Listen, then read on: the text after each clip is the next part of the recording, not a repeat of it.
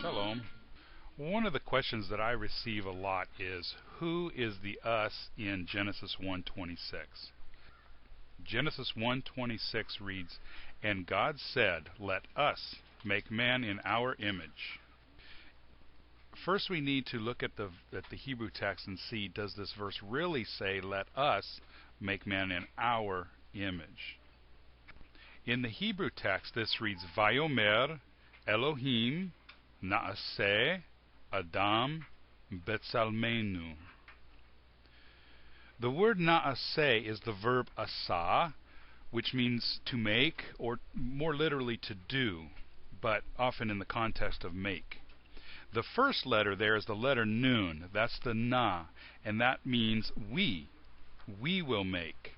So yes, in this word we have we will make.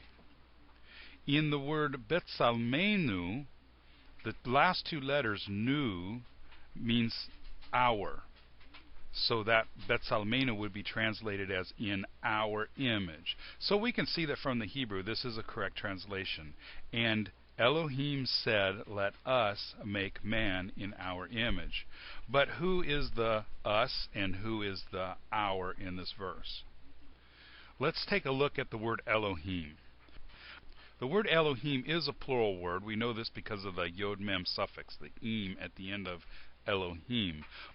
However, depending on the context of how this word is used, it can be a noun used in a plural or a singular sense. Let me explain by using this verse. Exodus 32 verse 1. "Make us gods who shall go before us." Here we have the word gods.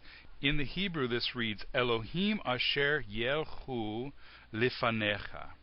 And that means Elohim which walked before us. Now here we see the word Elohim, which is a plural, but the verb is yelchu.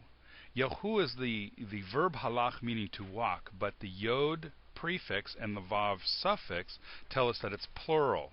So it's they walked. So here in this verse the word Elohim in the context is a plural word and used as a plural.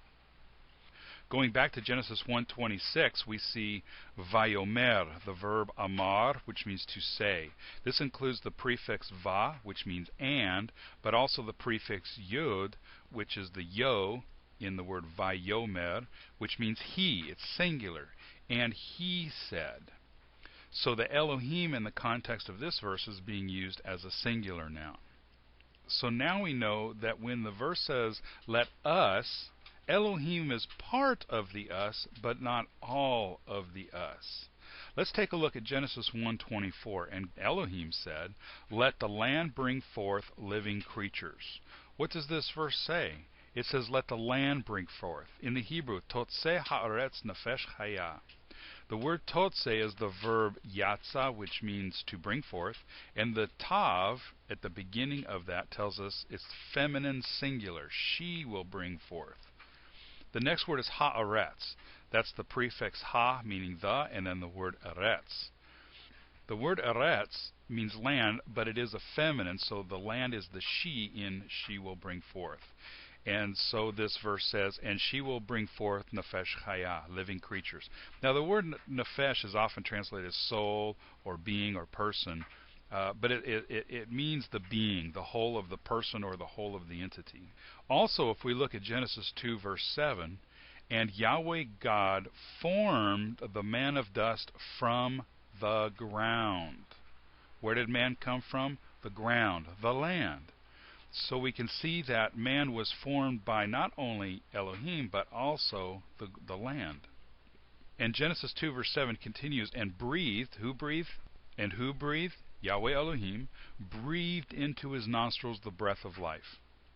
So here we can see in Genesis 2 verse 7 that man was made in the image of the land, but also in the image of Elohim through his breath.